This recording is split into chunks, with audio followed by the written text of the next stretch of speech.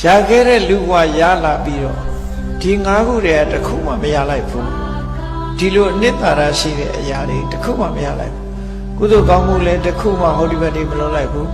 ကိုစားဖို့ကိုအိပ်ဖို့တို့ကိုသားသမီးတွေစားဖို့တို့ကိုအတွက်ပဲကြည့်ပြီးတော့ကိုဟာနဲ့ပဲအချိန်ကုန်သွားမယ်ဆိုလို့ရှိရင်အနှစ်သာရရပါမလားရနိုင်ဘူးအဲ့ဒါကြောင့်မို့လို့ရှာခဲ့တဲ့လူဘဝရလာတဲ့အခါရယူရမယ်အနှစ်သာရကိုရအောင်ကြိုးစားဖို့လိုသေးတယ်နော်ကြိုးစားဖို့လိုတယ်အဲ့ဒီလိုမကြိုးစားပဲနဲ့ဘဝတစ်ခုဆုံးသက်သွားမယ်ဆိုလို့ရှိရင်ဒီလူရဲ့လူဖြစ်ရကြိုးကနှက်ပါအောင်လားမနှက်ဘူးအဲ့ဒါကိုတော့သေသေးချာချာစောစောပြင်းပြင်းမှတ်ထား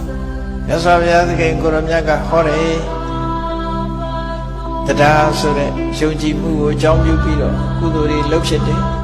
သီလကိုခြင်းတရားကောင်းသည့်အတွက်ကြောင့်ကုသိုလ်တွေဟာကိုယ်တဏ္ဍာမှာတည်မြဲတယ်တုတ္တအကြမြင်ရှိသည့်အတွက်ကြောင့်လုံတင်တာနဲ့မလုံတင်တာခွဲခြားပြီးတော့နားလဲတယ်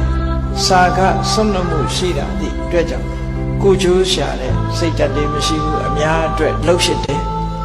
အများပရာဟိတကုသိုလ်ကောင်းမှုတွေလုပ်တယ်ကိုရရွာရဲ့ကောင်းစားရေးလုပ်တယ်ကိုလူမျိုးတွေရဲ့ကောင်းစားရေးလုပ်တယ်ကိုနိုင်ငံအတွက်ကောင်းစားရေးလုပ်တယ်ကိုကျိုးတက်တက်မကြည့်ပဲနဲ့အများကျိုးကိုလုပ်တယ်ဟောစာကရှိတယ်ပညာရှိသည့်အတွက်ကြောင့်အမှန်တရားကိုသိတယ်လောကမှာတောကဖြစ်တာဘာကြောင့်ဖြစ်တယ်အမှန်တရားသိသွားတယ်အဲ့ဒါလို့အဖြေတွေလုတ်တင်တာနဲ့မလုတ်တင်